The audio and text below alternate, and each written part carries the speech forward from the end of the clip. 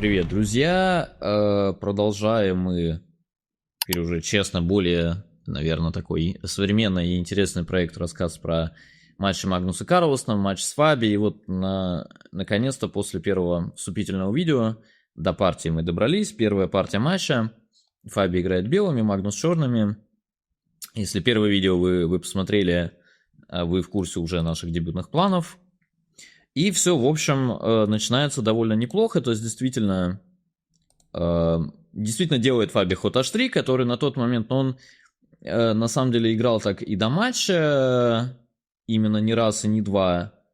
И, в общем, действительно была надежда, что он снова так пойдет, хотя я на это особо денег бы не ставил, честно говоря, тогда. То есть, мне казалось, что, наверняка к матчу будет работа проделана, наверное, может быть, они поймут, что, h3 ход по большому счету не обязательный, то есть профилактика от слон g4, она несколько преждевременна.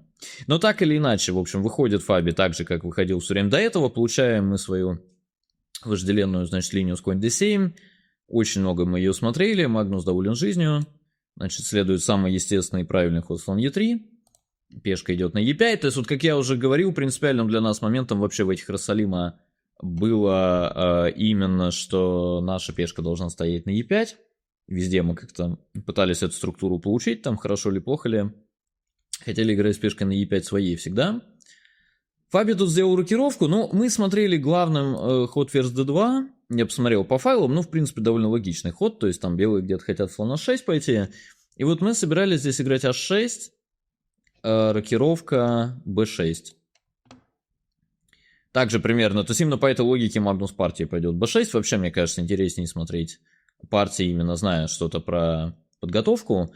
И вот мы действительно смотрели здесь, то есть тут идеи белок связаны с проведением f4. Вот главная как бы романтика этой линии была в вариантах типа такого, что, например, здесь мы собирались ходить конь f8, f4, там, допустим, побили, конь e6, слон e3, конь d4. И, какая-то очень сложная позиция. Нам просто нравился рисунок, что неожиданно... То есть черным трудно сделать короткую рокировку, но неожиданно черные не хотят. Черные, на самом деле, хотят уйти в длинную во многих линиях. Тут черные хотят, может, просто пойти, типа там слон e6, ферзь d7 или ферзь d6, там длинная рокировка и g5.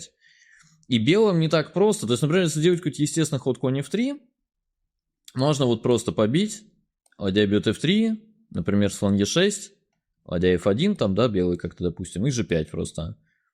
Или там ферзь d7 и g5. И у черных отличная позиция, причем мы такие позиции много смотрели. Нам казалось, что вообще, на самом деле, белыми может оказаться непросто довольно играть. То есть мотовать на ферзевом будет трудно, особенно когда ладьи ушли. То есть там, на 3b4 даже cb мы где-то пойдем. А черные сейчас все-таки, код прокинули ферзя, 3-0, там слона на e5, g4, линия же вскрылась. Нам позиция казалась очень богатой, и мы вроде были уверены, что мы посмотрели ее достаточно хорошо, можно и так начинать, чтобы попробовать так сыграть. То есть поэтому вот главная линия уже тогда был записан как безумный вариант. Я, кстати, посмотрел, сейчас Компов все равно пишет, что главный ход тут был e5, слон e6, ладья e1. Я это просто вот как бы показываю больше как иллюстрация того, именно как люди к матчам готовятся, да, то есть я напоминаю, это вообще там линия на периферии. Но даже здесь вот было все доточено, что слон бьет e5, конь g4, слон g7. Вроде конь бьет h6, надо пробовать, f5. И здесь главная была фишка, что лучший ход был конь e2, конь бьет e2, ферзь бьет e2, и тут чудо-ход король d7. И как-то там на слон g5, ферзь e8. Позиция остается бредовой, и как бы нам казалось, что у черных нормально, но комп сейчас, в принципе, подтверждает. То есть там чуть поприятнее у белых, она спадает потихоньку. Там это конь на 6 в офсайде, то есть понятно, что для практической партии это белыми совсем не сахар, если ты ничего не знаешь, но и объективно, на самом деле, оценка спадает, то есть это никакой не блеф. Действительно, можно так черными играть, ничего тут для них ужасного не происходит. И, так, честно говоря, если не знать оценку, можно, мне кажется, легко поверить, что и у белых хуже. Там конь на 6 в офсайде, что мы слона сейчас защитим, король на b7 идет. Что вообще происходит? Но, да, как-то тут там слон g5, ферзь e8, ферзь d2, там эта линия продолжается. В общем, нужно долго ее смотреть. Но, в общем, вот в духе каких-то таких чертежей мы готовились. Ну, Е5 нам казалось, что, конечно, это вообще-то сложно все довольно. Можно, на самом деле, в этой позиции конь f5 ходить, нам казалось, тоже вроде нормальный ход был. Но вот первый раз, по-моему, планировали все-таки вот эту с королем на d7 попробовать. Это, в общем, проход ферзь d2, то есть, я напоминаю, в общем, на ферзь d2 планировался h6, рокировка b6. В партии Фаби сразу делает рокировку, Магнус немножко задумался и пошел b6 все равно. Ну, довольно логично. Магнус, во-первых, часто что-то немножко забывал, то есть рокировку b6 было записано. Ну и в целом, мне кажется, довольно логично, да, ну, ты думаешь, окей, наверное, белые ферзь d2 пойдут, мы пойдем h6 перейдем. Фаби пошел конь h2 сразу, ну, как бы нормально. Значит, конь f8, все вроде по тем же чертежам, f4, ef, ладья бьет f4, слон e6. Вот это, я не знаю, Магнус вспомнил или догадался, но это хороший действительно ход, то есть тут есть некоторая, на самом деле, разница, да, что в отличие там от включения ферзь d2, h6, ну, немножко позиция меняется, и, ну, что, грубо говоря, если здесь мы по аналогии также будем ходить конь e6, ладья f2, конь d4, в принципе, ничего страшного как бы не произойдет, то есть можно также, да, там надеяться, что пойдут ферзь d2, и типа h6, мы перейдем. Но просто Магнус пошел еще лучше, то есть он, в принципе, почувствовал, что просто как бы белые как-то странно немножко выставились. То есть теперь, если пойти ферзь d2, то он хочет пойти g5, как-то h6, и вообще потом, то есть ферзь идет на c7, конь на g6, и король в длинную. Вообще такая немножко странная вот расстановка, типичная такая для Магнуса, в принципе, подготовка, какая-то кривая, что нестандартная позиция еще возникает. Ну вот Фаби ушел ладья f2 заранее, отход хороший, h6, ферзь d2, g5. То есть Магнус именно вот воспользовался таким не самым жестким порядком белых, чтобы получить вообще идеальную расстановку с конем на g6, слоном на e6. Ну не то, что белых хуже, на самом деле, ничего ужасного пока не случилось, но черным уже проще, мне кажется, играть, то есть Фаби тут немножко потерял нить игры, и как бы неудивительно, потому что на самом деле играть белым трудно. То есть если, например, попытаться d4 провести, то можно попасть под какую-то там ферзь c7, но можно и на e7, и там на d4 3-0.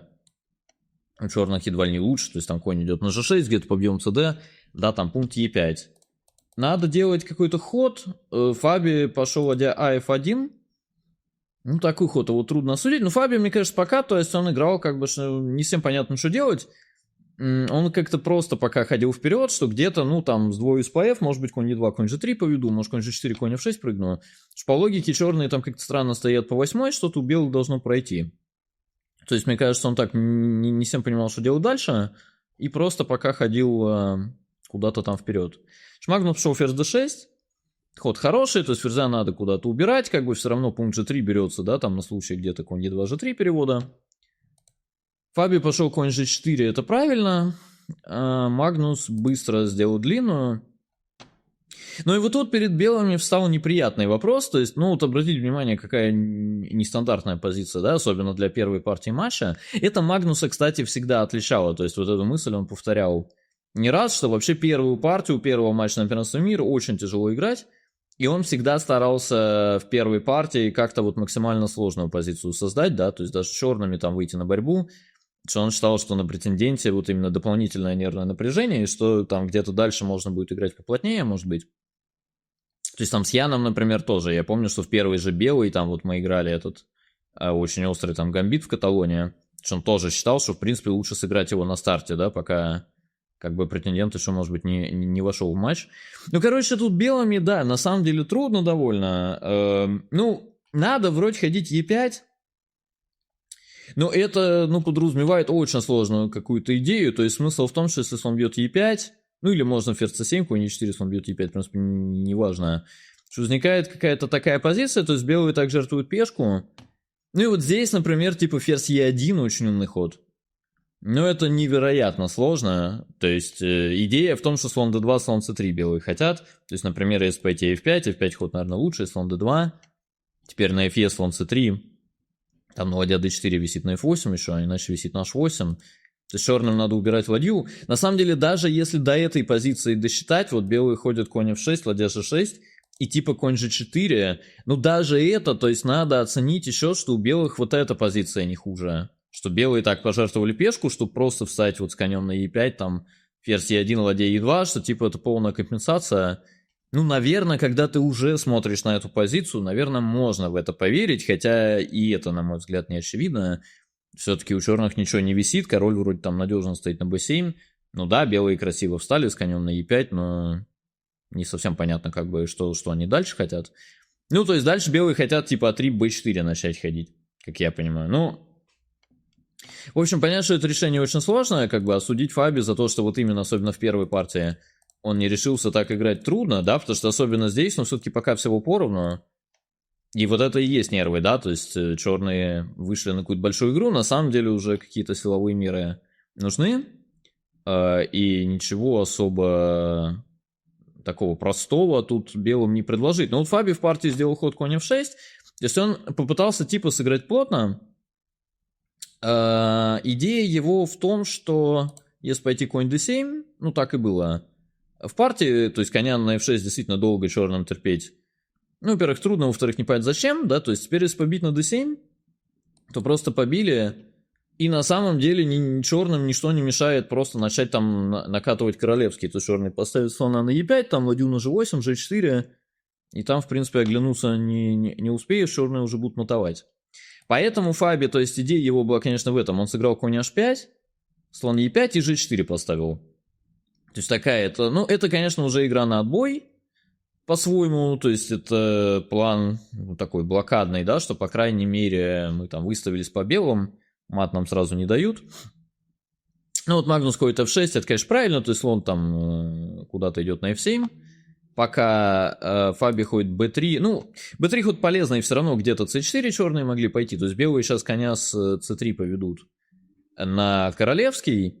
То есть тут такое первое достижение черных, я бы сказал, очевидно, что в принципе уже видно, что никто на ферзевом мотовать в этой партии не будет. То есть явно белые так на королевском стали, что уже скорее игра идет вокруг того, что белые пытаются создать какую-то крепость там на королевском фланге, черные пытаются ее пробить. То есть в принципе черный король уже там в полной безопасности.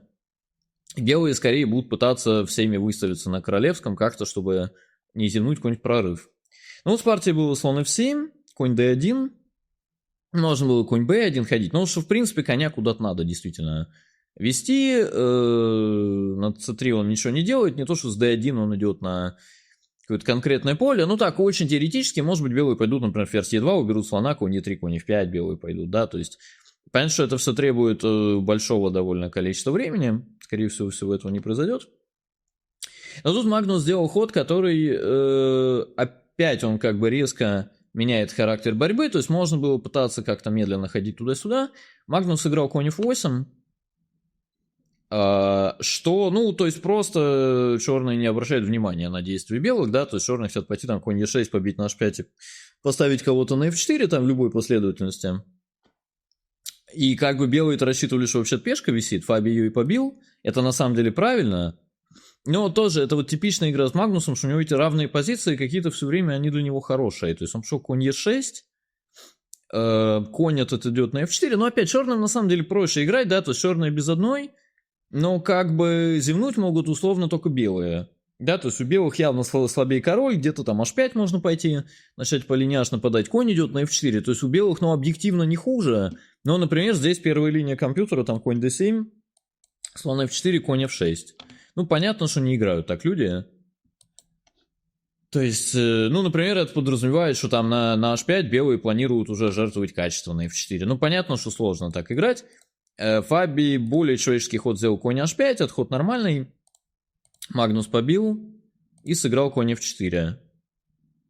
Логично, слон бьет f4, gf. Но теперь опять у Фаби на самом деле уже как бы приближался сильный довольно цейтнот. Опять же, здесь уравнивал ладья бьет f4. Ну, тоже, это с моей точки зрения сложное довольно решение, то есть взял идея, что, ну, во-первых, черные могут уйти ферзем, и белыми надо оценить, что эта позиция не хуже у них.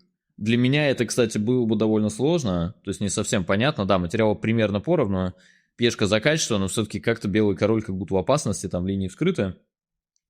Ну и во-вторых, тут нужен был еще точный счет варианта такого, что здесь, например, ладья f8 взяли, что надо было посчитать, ну, погрожут ладья f3, то есть надо было посчитать король g2, и что, типа, если пойти ладья g5, на самом деле черные могут еще c4 пробовать, как-то bc ладья g5 тоже очень страшно здесь, я не знаю, конь e3, ладья a5, конь f5, там каким-то чудом у белых складывается, там ладья a2, белые там бьют на a6, и как-то в итоге там осложнения заканчиваются в ничью. Но даже без c4, то здесь ладья g5 сразу можно пойти конь e3, ладья h5, конь f5. И с белыми надо было досчитать, что поскольку грозит h4, мы вынуждаем ход ладья g5 и съедаем на h6. И эта позиция уже действительно совсем ничейная. То есть там черные c4 пойдут, и весь ферзевый фланг поменяется, просто ничья. Но, опять, это решение силовое, да, то есть обратите внимание, что все время как-то Магнус так играет, что как будто ему играть проще. То есть он все делает логично. От белых все время для поддержания равновесия требуется какая-то очень такая энергичная и творческая реакция. Ну, вот Фаби пошел просто ладья g2. Это ход неудачный, то есть теперь у черных снова перевес, ладья g8. Но главное, черным снова легко играть. То есть, значит, пошел ферзь e2, ход нормальный. Ладья бьет g2, ферзь бьет g2, ферзь e6. Ну, Магнус самые естественные ходы делает, то есть поменяли ладья, ведем ладью на g8. Теперь белые, конечно, ведут коня на g4, да? Значит, привели. Магнус пошел ферзь e8. То есть опять у него игра какая-то все время очень простая. Ну да, надо пойти пока забрать на h5, потом убрать ферзя, пойти h5, сбить коня с g4. Как будто думать особо не надо. Фаби правильно сыграл ферзь f3, ферзь бьет h5, сделал сильный ход король f2. Ну, конь бьет e5, может, белые где-то хотят пойти. То есть слон c7, Магнус ушел правильно. Ну и вот здесь опять, то есть дикий цейтнот у Фаби, он здесь не поднял чудо-идею, значит, пойти e5. Ну, как бы висит на c6. На самом деле в цейтноте даже это не так очевидно. Но, в общем, черный пьет король b7. И теперь идея, что именно конь f6, ферзь h4 шах, король e2. Ну, я, честно говоря, думаю, что тут просто там в реальной жизни этот вариант заканчивается, то есть ты считаешь его до, например, ладья g5, ну и думаешь, что у белых просто плохо, и как бы трудно тебя в целом осудить, но на самом деле у белых здесь просто хуже, как бы белые, наверное, чуть приблизились к ничьей, хотя вот здесь надо просто оценить, то есть ты сдал пешку, ты белыми без одной, ты просто ходишь ферзь f7, конь d6 шах пока даже не грозит, потому что это связка. Надо просто оценить, что белые приблизились к ничьей, что король на самом деле начинает бежать куда-то там в район ферзового фланга, да, там появится идея конь d6, у белых активность. Ну, в общем, это невероятно сложно. То есть так издалека пойти на эту позицию в цейтноте, ну, как бы странно. Вот. А первая линия здесь ладья g7, и тоже как бы ферзь f4, ферзь h3. И, как любит говорить мой учитель Борис Гельфанд, продолжаем разговор. То есть... Там король пока не может пойти на d2 и на d1, потому что после слон бьет e5 будет ладья висеть. Ферзь e5, ферзь f1. Ну и как-то белым надо тут искать какой-то пятый угол, то есть пешку e5 явно заберут. В общем, очень неприятная психическая позиция. Тем не менее, играть так надо было, объективно. Фаби в партии сыграл король e2. Этот ход проигрывает, Магнус пошел ферзь g5, то есть опять помним, что у нас игра в принципе простая, да, поставить h5 пока. Конь h2. Ну и вот здесь началась фаза партии, то есть, на мой взгляд, до этого Магнус играл просто блестяще. То есть, именно по-человечески все, что делали черные, было невероятно энергично, и, ну, даже где он объективно типа немножко выпускал, это там перед белыми был утюг. То есть, на самом деле, играть белыми было невероятно сложно с дебюта. То есть, очень сильная партия, реально очень хороший, тонкий как бы выбор дебюта, очень сильная игра потом, да, он там давил по времени, сделал эту длинную рокировку, очень сильное, мне кажется, с практической точки зрения решения, вот это вот было конь f8, да, если вернуться, что здесь конь f8 пожертвовать пешку на f6, то есть только белые встали в какую-то блокаду и так немножко выдохнули, что, может быть, им дадут на несколько ходов как-то так хотя бы перевести дух, да, и поиграть в какие-то более-менее позиционные шахматы, как ход конь f8 снова поставил как бы вопрос ребром, что пришлось бить на f6, и снова решать какие-то этюды. И, в общем, здесь вот он все делал правильно, все замечательно. начисто переиграл, да, ну и вот здесь какая-то началась странная фаза партии, в принципе, тут много ходов подряд выигрывал перевод ферзя на b2. Я помню, что я с ним это немножко обсуждал, то есть он не то, что этого совсем не видел, ему что-то там не понравилось, я не помню уже что, например, здесь можно было пойти ферзь e5, и как бы, ну я не знаю, на конь g4, например, пойти ферзь b2. Да, там король ушел, пойти h5. То есть, в принципе, просто при ферзе на b2 черные съедят ферзевые и вернутся. У белых настолько слабый король, что они ничего не могут с этим сделать. Как правило, где-то b5, слон a5, там можно пойти на король d2. Ну, тут как-то, я не знаю, трудно как бы комментировать это прям серьезно. То есть, ну, просто у белых совсем безнадежно, когда ты это знаешь, комментировать трудно. Ну, вот здесь, например, можно, наверное, там побить на a2. Минус 2,5. Можно пойти b5, там, минус 5 вообще, потому что на ферзь c5 ладья g2. А иначе черные там могут еще c4 где-то провести, там, линию d, да, вскрыть, я не знаю. Белые ничего не хотят, с его поровну. В общем, ферзь e5 выигрывал совсем, Магнус пошел h5, это ход, ладно, мы сильно ругать не будем, понятно, что там, да, что конь g4 не было. Ход делается рукой, значит, ладья f2. И теперь снова была такая нехитрая задачка на, как сказать, здравый смысл, что опять от ферзь должен попасть на b2, на ферзь e5 белые наметили ладья g2. На самом деле даже это, вероятно, проиграно.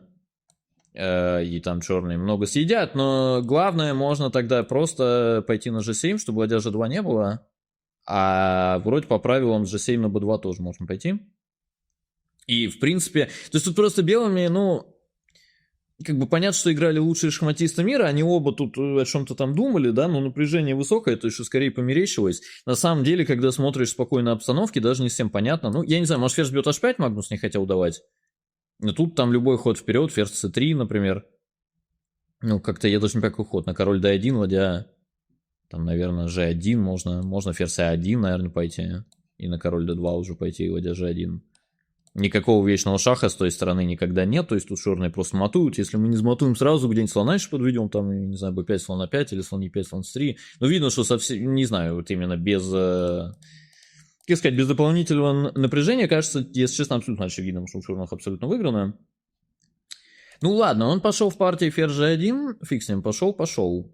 Сделал пока ход на доминацию, то есть ход, в принципе, нормальный, потому что, ну, как бы какая-то логика у него есть, то есть грозит ладья g3, и что типа он посчитал, наверное, ферзь h5, ферзь там b1 или c1.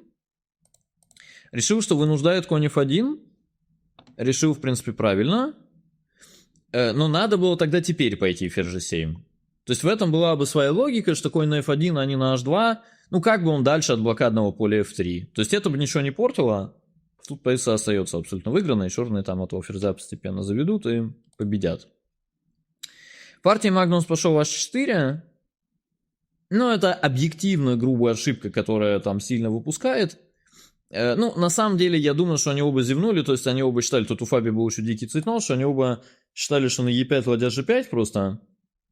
И немножко не досчитали, что в вариантах типа там король d2, например, что на ладья бьет e5 всегда есть ладья g2 ход, что эту пешку не забрать как бы с комфортом. И черным приходится как-то допускать размен ферзей, вот, например, так. Ну и тогда, конечно, то есть это я уверен, что они оба прекрасно понимали, что это, конечно, для белых огромное достижение, то есть как-то ладья g4 там, учитывая, насколько позиция была безнадежной до этого, это, конечно, огромный прогресс, то есть где-то, может, там конь на f3 перейдет, потом пешку белые отыграют, то есть, ну, понятно, что черные сохраняют какую-то инициативу, b5, слон на 5 там есть идея, но в целом тут это совсем уже близко к ничьей. Ну, это такой цейтнотный шанс, в общем, Фаби пошел король d2, снова стало безнадежно, значит, король b7, Магнус пока пошел нормально, c3. Теперь, ну вот снова для него характерно, выигрывал ход ладья g3, конь бьет g3, hg, ладья g2, ферзь типа b1.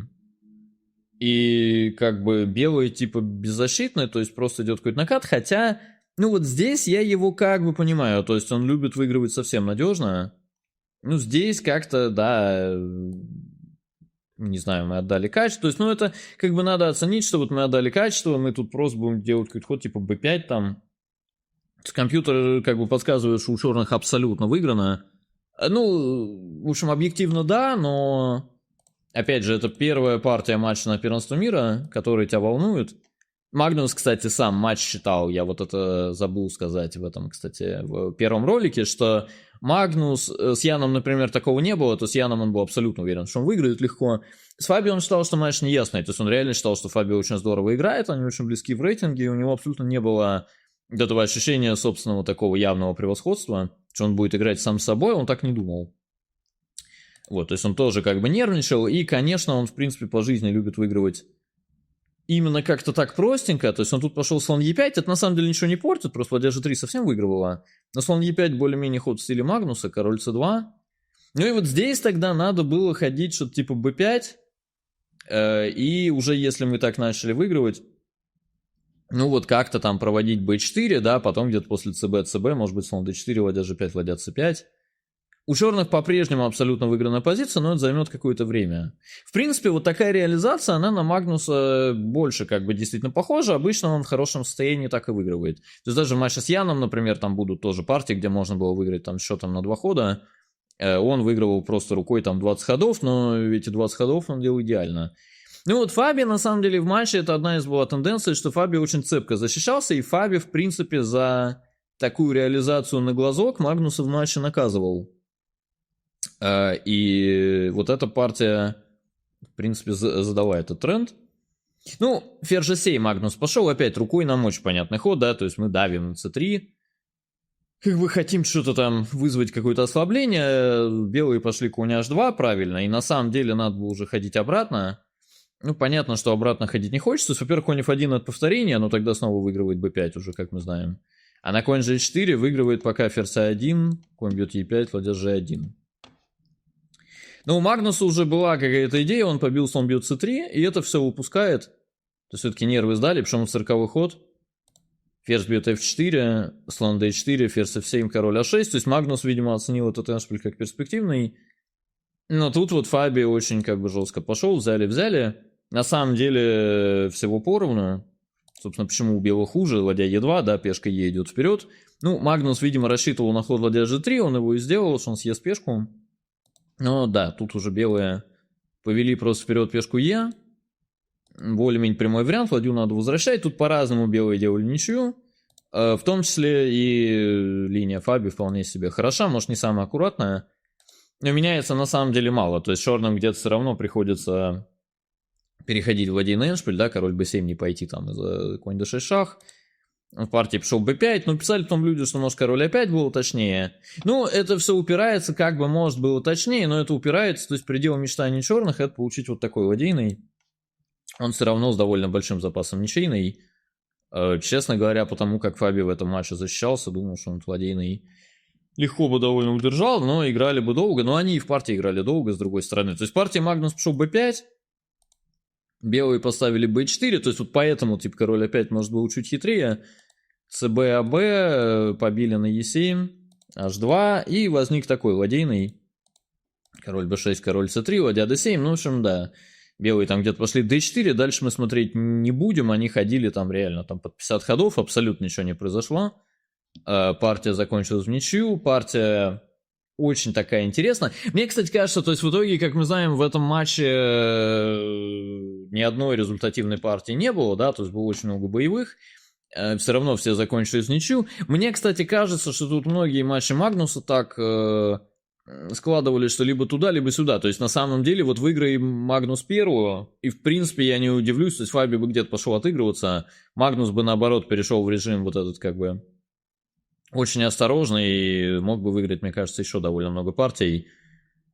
И матч мог бы быть совсем другим. Но тут вот Фаби, да, то есть первый такой психологический, да, успех, наверное, что реально, ну, попал он в тяжелую довольно ситуацию.